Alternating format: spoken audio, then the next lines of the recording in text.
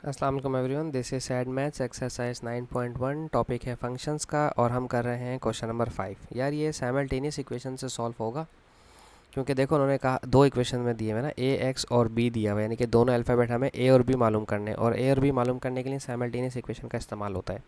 ठीक है, देखें f x is equals to a x plus b, इसको दो दफ़ा लिखो, और f x is equals to a x plus b. और दो दफ़ा क्यों लिखने को कह रहा हूँ, क्योंकि देखें गौर से पढ़ें।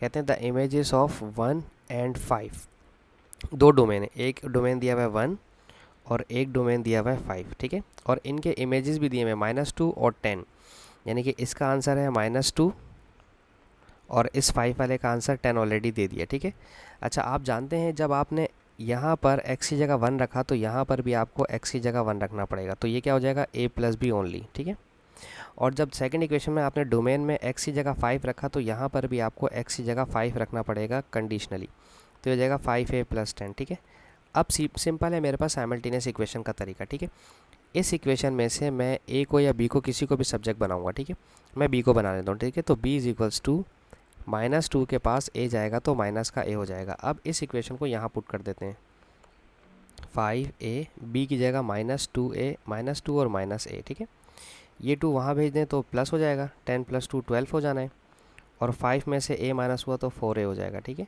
तो 12/4, a का आंसर 3 आ गया। ठीक है, 4 1 ज़ा 4, 4 2 ज़ा 8, 4 3 ज़ा 12। ठीक है, अब इस a को यहाँ पुट कर दें, b is equals to -2 minus a की जगह 3 लग दें, ये हो गया -5। तो हमारे पास इस तरह से a और b के दोनों के आंसर जनरेट हो गए। अच्छा अब इसका हम देखते हैं पार्ट बी के। पार्ट बी में उन्होंने क्या पूछने की कोशिश की है।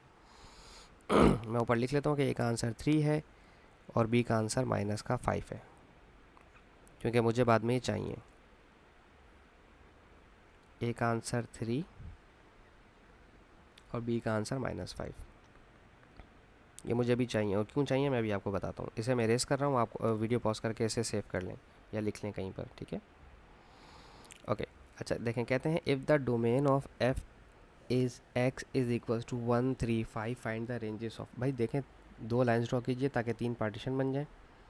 अच्छा अब जो है आपको यहाँ पर एक चीज़ मैं आपको बताता चलूँ कि आपने जो a और b की वैल्यूज़ निकालनी थी वो लिख दीजिए। अब आप जब लिखेंगे ना f x is equals to a x plus b, तो आप इसको तो कुछ इस तरह से लिखें, f x is equals to a की जगह लिखेंगे 3x और b की जगह लिखेंगे -5।